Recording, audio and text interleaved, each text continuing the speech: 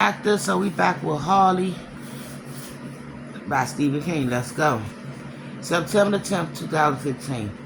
Gary Dressler is young, unattached, not bad looking, cheerful, rarely prone to worrying about the future.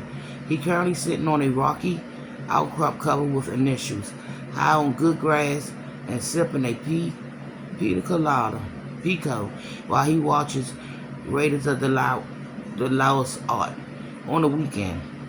This outcrop, known as Drive-In Rock, will be crowded with kids drinking beer, smoking weed, and grab assing around. But this is a Thursday night and he has it all to himself, which is how he like it.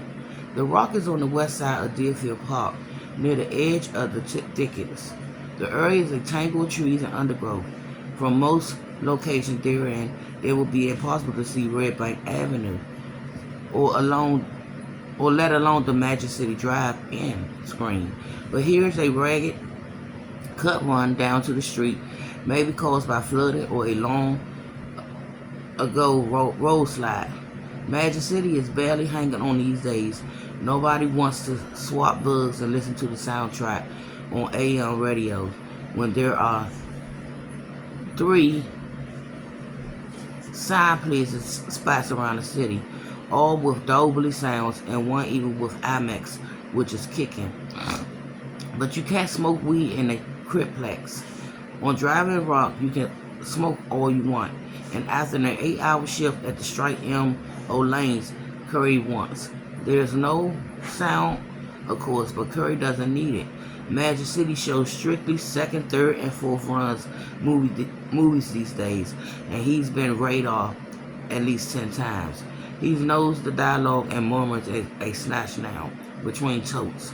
Snakes. Why did it have to be snakes? Radars will be followed by Last Crusade, which Curry had also seen many times. Not as many as Radars, but at least 4. He won't stay for that long. He'll finish his pico, get on his mop, now stashed in the bushes near the park entrance, closest onto Drive-In Rock, and ride home very carefully. His current joint is down to a nobbin. His bus is on the outcrop between BD, GDO, and Mandy Sucks. He stores the roach, inspects the contents of his fanny pack, and debates between a skinny J and a fatty. He decides on the J. He'll smoke half of it, eat the Kit Kat bar also stashed in his fanny pack, then putt his way back to his apartment. He get lost in a bright image playing out a quarter of a mile away, and ends up smoking almost all of it. He hears the John Williams music in his head and vocalists, keeping it on the down low in case anyone else is nearby. Unlikely at 10 p.m. on a Thursday night, but not impossible. Curry steps abruptly. He just heard a voice. He didn't. He cocks his head to one side, listening. Maybe it was his imagination. Dope doesn't ordinarily make him paranoid, only mellow, but on an occasion. He's about to decide it was nothing when a voice speaks up again. Not close, but not all that far away either. It's the battery, huh? I think it's dead.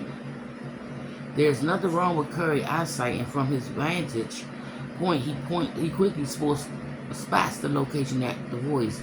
Red Bank Avenue will never be in the running as one of the nicest streets in the city. There are the ducats on one side, crowded a few paths and pushing through the wrought iron fence. On the other are warehouses, a used store outfit, a defunct auto repair shop, and a couple of vacant lots. Of all those homes to be beraddled little carnivals that picked up steaks after Labor Day, and the other next to a long desert convenience store is a van with the side door open and a ramp sticking out. There's a wheelchair next to the ramp with someone in it. I can't stay here all night, the wheelchair occupant says. She sounds old and wavery, a little irritated and a little scared. Call for help. I would, says the man with her, but my phone is dead. I forgot to charge it. Do you have yours? I left it at home. What are we going to do? And I'll be back now.